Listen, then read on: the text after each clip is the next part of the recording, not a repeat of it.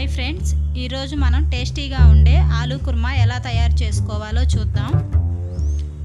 ఈ కుర్మాకి కావలసిన పదార్థాలు: ఒక పావు కిలో టమాటాలు, ఒక పావు కిలో బంగాళదుంపలు తీసుకొని వాటిని ముందుగా ఉడకపెట్టుకొని ఇలా పొట్టు తీసి పక్కన పెట్టుకోవాలి.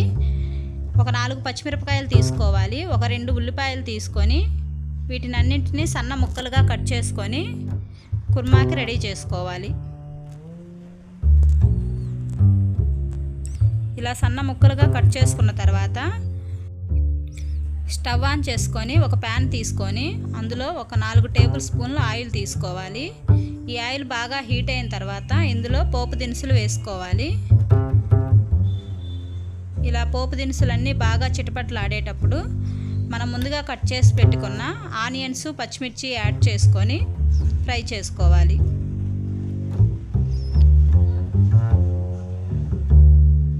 ఈ ఆనియన్స్ ఫ్రై అయ్యేటప్పుడు అందులో కొంచెం కరివేపాకు యాడ్ చేసుకోవాలి. ఆనియన్స్ తొందరగా ఫ్రై అవ్వటానికి అందులో ఒక స్పూన్ సాల్ట్ యాడ్ చేసుకుంటే ఇవి తొందరగా ఫ్రై అవుతాయి. ఇవి ఇలా బాగా మధ్య మధ్యలో కలుపుకుంటూ బాగా ఫ్రై చేసుకోవాలి. ఆనియన్స్ బ్రౌన్ కలర్లోకి వచ్చేలాగా ఫ్రై చేసుకోవాలి. ఇలా ఆనియన్స్ బాగా బ్రౌన్ కలర్లోకి వచ్చి ఫ్రై అయిన తర్వాత ఇందులో మనం ముందుగా కట్ చేసుకొని పెట్టుకున్న టమాటాలని యాడ్ చేసుకోవాలి. ఈ టమాటాలన్నీ బాగా కలుపుకొని మూత పెట్టి ఒక 5 నిమిషాలు మధ్య మధ్యలో కలుపుతూ బాగా ఉడకనివ్వాలి. టమాటాలని బాగా ఉడికే వరకు ఉడకనివ్వాలి. తర్వాత ఇందులో 1/2 టీ స్పూన్ పసుపు యాడ్ చేసుకోవాలి. 1 టేబుల్ స్పూన్ అల్లం వెల్లుల్లి పేస్ట్ యాడ్ చేసుకోవాలి. ఈ మిశ్రమాన్ని బాగా కలుపుకొని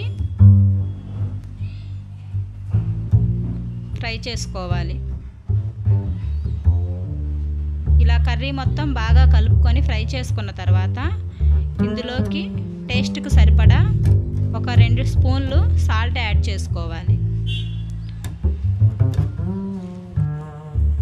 ఒక 2 స్పూన్స్ కారం యాడ్ చేసుకొని బాగా కలుపుకోవాలి. ఇలా కర్రీ మొత్తం బాగా కలుపుకొని టమాటాలని కుక్ చేసుకోవాలి. ఇప్పుడు మనం ముందుగా కట్ చేసుకొని పెట్టుకున్న బంగాళదుంప ముక్కల్ని అందులో యాడ్ చేసుకొని ఈ కర్రీని అంతా బాగా మిక్స్ చేయాలి. ఇలా కర్రీ మొత్తం బాగా మిక్స్ అయిన తర్వాత ఈ కర్రీలో కొంచెం 1 గ్లాసు వాటర్ తీసుకొని కుక్ చేసుకోవాలి. ఇలా వాటర్ తీసుకోవటం వల్ల మనకి కర్రీ గ్రేవీ బాగా వస్తుంది.